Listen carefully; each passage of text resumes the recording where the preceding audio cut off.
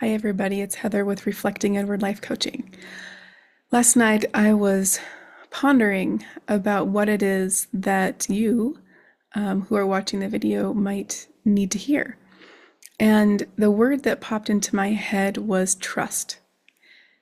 And I've learned from my experience that trust is inseparably connected with the word truth.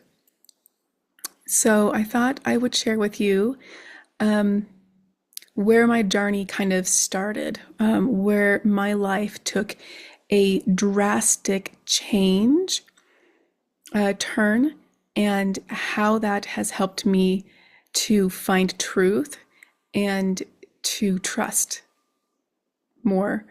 And so, anyway, when I was still teaching, I was teaching sixth and seventh grade, and then the next year I taught fourth grade. But it started when I was teaching sixth and seventh grade. I started reading a book by James Loewen called Lies My Teacher Told Me, Everything Your American Textbook Got Wrong. And basically what happened was James Loewen started doing research. He went to the Library of Congress and he started finding sources, not resources, sources, direct sources directly from the horse's mouth, directly from people who experienced that part of history, who were present, their diaries, their spoken words, things like that. And he started to basically point out, and he did research, he found all of these history textbooks, and he started researching how many of them told the stories that were in these sources. And basically, long story short, found that almost none of those perspectives were found in American history textbooks, that the stories that were in the textbooks were coming from the perspective of the victor. And that is basically the words of white men, militiamen of the American Revolution and forward, before and after even. But the leaders, those that had power and control, so to speak, were the voices of American history. And there were a lot of perspectives from different groups of people, different, for example, the Native Americans, who were completely left out. Their perspective was never there. And I started to read about historical situations that I'd never heard of before. And because of it, I felt very betrayed.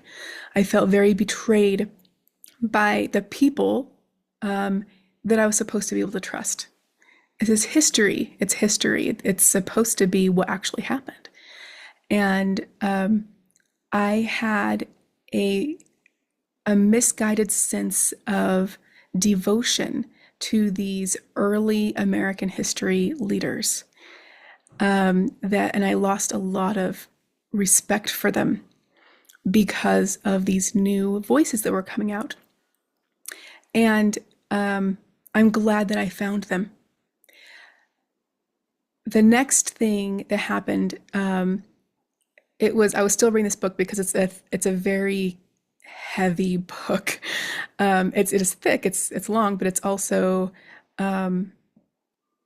it's not just a quick skim through read. So it took me actually a couple of years putting it down, picking it up, putting it down, picking it up to actually get through it. But as I was reading that book, I had put it down for a while. I watched a documentary called What the Health. And in that documentary, they pointed out some things that were disturbing to me. They pointed out that there was actually research that they had found that was conducted in the 1950s that found that there were direct links with cancer to the consumption of red meats, some oils, and fried foods. Let's just put it that way, fried foods. and that the American Cancer Society and Susan G. Komen Foundation were heavily, heavily supported by donations from fast food companies that were at very high rates selling red meats and fried foods. And I felt like that again was a betrayal. The same documentary pointed out that that diabetes, the onset of diabetes, actually has more to do with, again, the overconsumption of red meats, more than carbohydrates, which is counterintuitive. It's not starting out, it's not about sugar. It's about the red meats. And again, that research from, again, the 1950s was hidden. And I felt like as a people, we had been betrayed. Millions of people in America, just America, have died from cancer and from the effects of diabetes. And I felt like these nonprofit organizations who received billions of dollars of donations from these companies knew the whole time. They knew the whole time that they were hiding information that was killing millions of people, and they were benefiting from it. I felt like I'd been betrayed by my own people again. And I turned that off. I decided I was going full vegan. And it didn't work out the first time around because I didn't have everything I needed nutritionally to make that decision quickly. But because of that, I started to question what other things had I been taught throughout my whole life that I accepted because that's what I was told. Who can I trust? And I made the choice at that point. I decided that the truth was much, much more important than my comfort zone. So I made the conscious and active decision to take a look at my religious beliefs because it was much more important for me to seek truth than to accept the beliefs that I believed made me who I was. I didn't just believe in my religious faith, I lived it. And I felt like it was in every part of the material of who I was. As a matter of fact, about 5 years before, I remember telling my mom that my religion was who I was, that it's what made me who I was. And so questioning that, the different beliefs and why I believed them, to be honest, there were some things over the last probably 20 years that made me kind of want to question some things, but I brushed it away each time. Looking back on it, I believe it's because I just wasn't ready. I wasn't ready to question the things that I'd always believed and created my world, the beliefs that created my world. And so I think that these other experiences and the religious experiences along the way that made me want to kind of question, they all came together at a perfect time for me to be able to say, why do I believe what I believe? Why do I do what I do? And I made the conscious decision to take a step back from organized religion in search of truth that was not leaning upon other people's opinions, other people's beliefs, other people's books, trying to tell me what truth was. Because based upon the examples I just gave, obviously leaving it to mankind to put down on paper and to disseminate truthful information has not worked out very well in the past. So I decided to take a journey to find truth. And that led me to a more spiritual lifestyle than a organized religious lifestyle.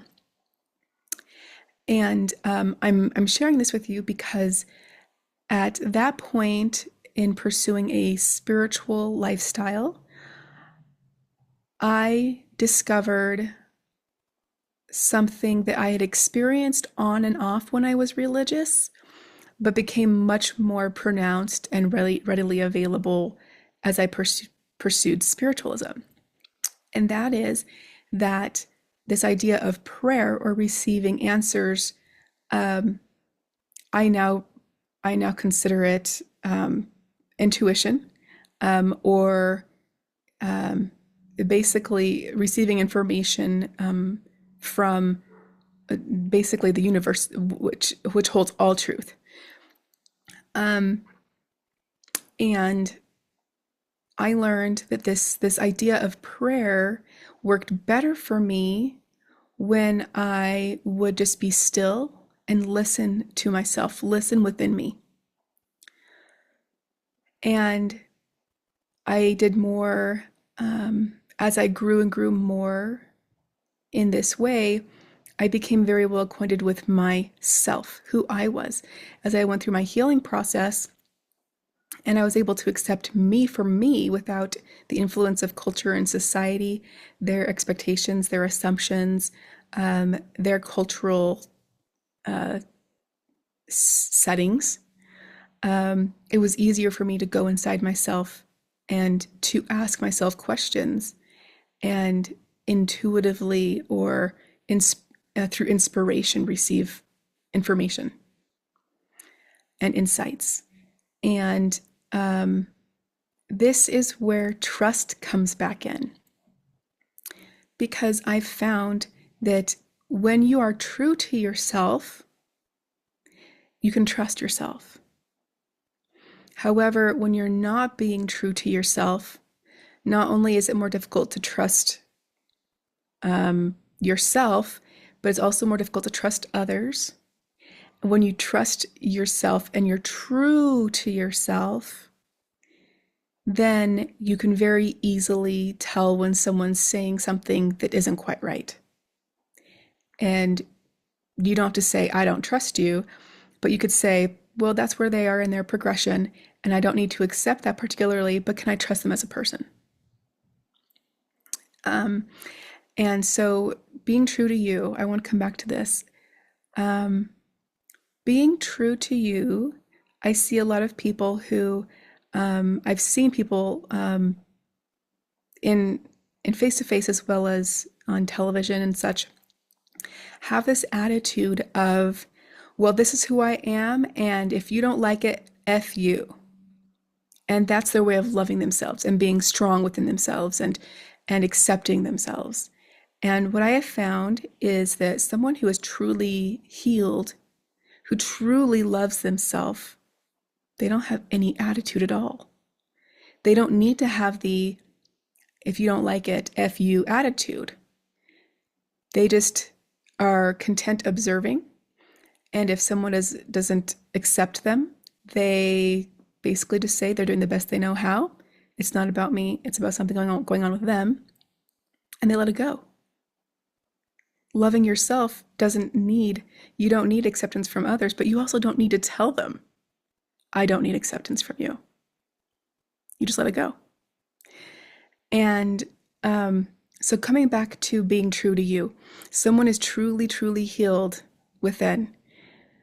They know who they are. They know what they value. They know what they stand for. And they know, because of those things, what they will and will not do or accept others doing around them that may impact them. So they can stand up for themselves in a kind way. They can set boundaries. They're not afraid to. And if that person doesn't like the boundary, they're perfectly fine walking away from that relationship. This is someone that knows who they are and is being true to themselves. When you find yourself in a situation where someone's manipulation or pushy behavior, and it's someone that you care about, someone you don't want to lose in your life, and you're finding out hard to be true to yourself, this is where that trust needs to come back. Do I trust that I know myself well enough to know what's best for me? And can I trust that when I am being true to myself, the people who I need in my life, who will support me in my life, who will support my being true to me and trust me as a person, will they accept me as I am, as I am being true to myself? Or do I want to accept and to allow people in my life who do not accept me when I'm being true to myself? And what am I sacrificing if I do? Okay, so I hope this has been insightful for you.